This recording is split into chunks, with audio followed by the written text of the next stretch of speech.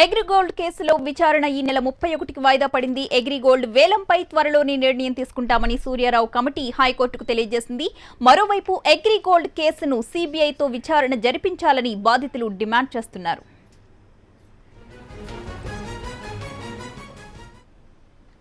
దీనికి సంబంధించిన పూర్తి అప్డేట్స్ మా ప్రతినిధి సందీప్ అందించడానికి సిద్ధంగా ఉన్నారు. సందీప్, చెప్పండి, ఈ రోజు కోర్టులో ఎటువంటి విచారణ జరిగింది?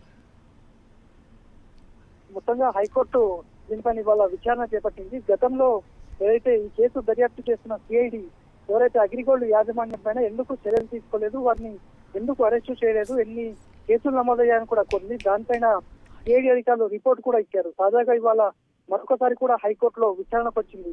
ఈ విచారణ నేపథ్యంలో ఎవరైతే పిటిషనర్ తరపు న్యాయవాదులు కూడా కోర్టుకు విన్నవించారు. ఈ సంబంధించి ప్రస్తుతం వేలం ప్రక్రియ ప్రారంభమైన కమిటీ సంబంధించిన అప్డేట్ ఇవ్వాలని కూడా కోరారు. ఈ నేపథ్యంలో జస్టిస్ సూర్యారావు కమిటీకి సంబంధించిన న్యాయవాది హైకోర్టుకు విన్నవించారు. 31 లోపు పూర్తి స్థాయిలో వేలం ప్రక్రియకు సంబంధించిన అన్ని వివరాలు కూడా వెల్లడిస్తామని చెప్పారు. ఇప్పటికే ఎంఎస్టీఎస్ కంపెనీకి అప్పగించారు. ఆ కంపెనీ కూడా పూర్తిగా విధి విధానాలు రూపొందిస్తూ ఇప్పటికే ఒక స్ట్రక్చర్ ను కూడా తీసుకొచ్చి కోర్టుకు సమర్పించింది. ఈ నేపథ్యంలో 31న దీనిపైన పూర్తి స్థాయిలో కోర్టుకు వివరాలను వెల్లడించే అవకాశం ఉంది. ప్రతిగా రైట్, థ్యాంక్ యూ సందీప్.